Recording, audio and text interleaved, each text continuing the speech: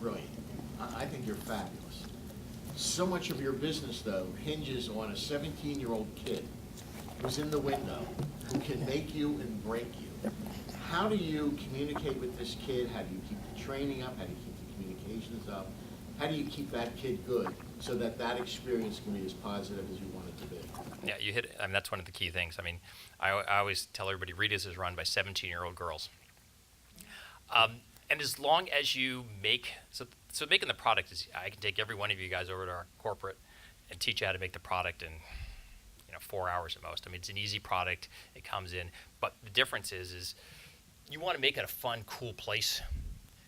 Go back to everyone's time in high school. If you have a place that's fun, it's neat, where all the kids want to go and hang out, then you automatically get the cream of the crop for employees. So people pass along the jobs. It's kind of like having a rent-controlled place in Manhattan. So it's funny. So I have literally 7 employees at Rita's that came up, worked all the way through high school, worked through college, they graduated, or they did an internship, and then they continued on, and we hired them into full-time positions. So as long as you can create that atmosphere where it's a fun place to work, because if I had a choice looking back between working at McDonald's and working at Rita's, who doesn't want to work at Rita's? You come home, you have fun, you get to, everybody that you know in the community that you like, all the other high school kids, your friends actually come there to try the product, they eat. You're not dirty, you make it a little sticky, you don't smell.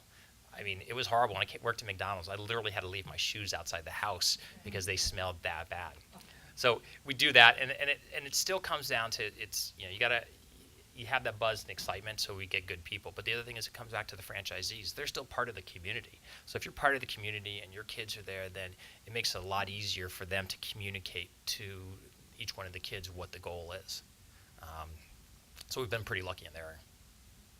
Yes. John, I'm a target demographic. I'm a white Caucasian, 50-year-old mother of 4 who was at the Doylestown Rita's every single day on my drive home. So I need a program for addicts that when it closes for the season, 2 weeks of withdrawal. So I just intimately love this product, and I thank you so much. Yeah. Kind of to build on the previous question, how, from a corporate perspective, are you controlling kind of human capital development and controls? So even just for like HR function, bringing people in and background checks and just managing the employment, hiring, and development process, how are you controlling that, especially when you're going global? Well, the good news is most of those issues aren't necessarily our issues. They're the franchisees' issues, and they have that personal relationship in that community. So the good news is, since they're not big corporate, they'll know, or their kids will know, or their next door neighbor will know that girl that's coming in applying for that job. And there's such a low turnover in the QSR or fast food space. Normally, you're about 150 to 180% turnover per year. We're in the low teens, so we don't have that issue. And same thing. And now corporate, we missed it because I gave my HR director the goal to be one of the top employment places to work in Philly, and we came in, I think, like 5th or 6th on the Philly. I was a little happy because I wanted to be top 3. But part of this is I'm trying to bring a little bit. We are doing a complete remodel at our corporate center. We're actually building a center like you'd see at. It's not going to be the same size as Google or Apple, but we redid our cafeteria. We've actually brought video games in. We've brought a lounge in. If you come by on a Friday night and you like Rita's with alcohol, we do mix that stuff up with right in the machine. So that's the one goal we can do. We actually mix Rita's in with the alcohol, pour right in the machine. It comes out, tastes really well. Not for anybody 17, but if you're over 21, you're okay. So a little bit separate from your Rita's activities, in listening to your bio, there were some interesting things that kind of raised the ear for me, like you have your securities licenses, you have your real estate licenses. What in your personal background led you down those paths? And I don't know, I can't imagine you're doing anything with those now, but you have in the past, or you used to need them. What kind of background did that come from? Yeah, I still have my broker's license, but when I was going to Berkeley, I was paying my own way, and I ran out of money, and so I needed to get a job.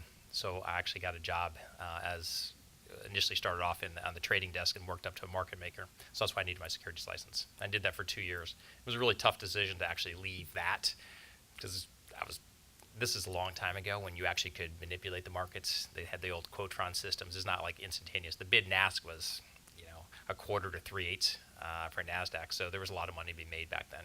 So it was a hard decision to make to go back to school and give it all up. Yeah, oh, I know. It was a very different world then, and things didn't move instantaneous back then. So it was fun. I enjoyed it. I liked to multitask, and this was back, during, there's a book out called Liar's Poker, and it was back in those days, and it was like that. There was a lot of crazy stuff that happened. It was fun. You mentioned you're adding more products to your product mix. Are you going to rebrand and do anything different to the brand names to do that? So we're going to always keep Rita's. We're going to do it as a co-branded, because I don't want to ever dilute the value that you associate with Rita's. So when we test these products, you'll actually go in and you'll see, I'm sure you've seen it with Yum Brands when you have a Pizza Hut and a KFC, or I think it's Taco Bell, and they're all like next to each other. So it'd be the same thing. You go into a Rita's and you'd see an awning that says Rita's, and we're still working on the names, but it'd be something like Sabraga's Bites, I think is what they were calling it. You have the picture of the top chef when he won the award and stuff like that. So that's what we'll do. That way we can actually test it out, and if it does work out, then we have actually created a whole separate brand and separate business to franchise. Two questions. What is the exit strategy for the firm that you were brought in by? And then the other question is for the woman over there. Is this something you can put in in a half mark or something? You can put in a frozen food section that people can buy and bring home on their own? The exit, I'll answer that. So the exit strategy would be over the next 5 to 7 years to continue to grow. I'd see Rita's probably over 2,000 locations globally, minimum, and then we'll have probably 4 or 5 other brands that we'll have bought and grown those. And then realistically, I don't see us taking it public, but we'd be selling it to one of the big, large PE or hedge funds. And then the second one, as far as do I see us selling Rita's at... No, the problem is the product, because it only lasts a day. You could actually freeze it, take it. So since you had this product, it's a very weird temperature. It actually comes out because it's not necessarily frozen and it's not necessarily water. So it comes out of our machines, and they're specially designed machines. It comes out at 22 degrees, and then the coolers hold it at that temperature. So you could take it down to freezing, and there's a Italian ice company on Long Island that does that. They don't use fruit because it breaks it down, and they actually keep it frozen, so the product lasts for months upon months. For us, but you lose that texture, then it tastes like ice.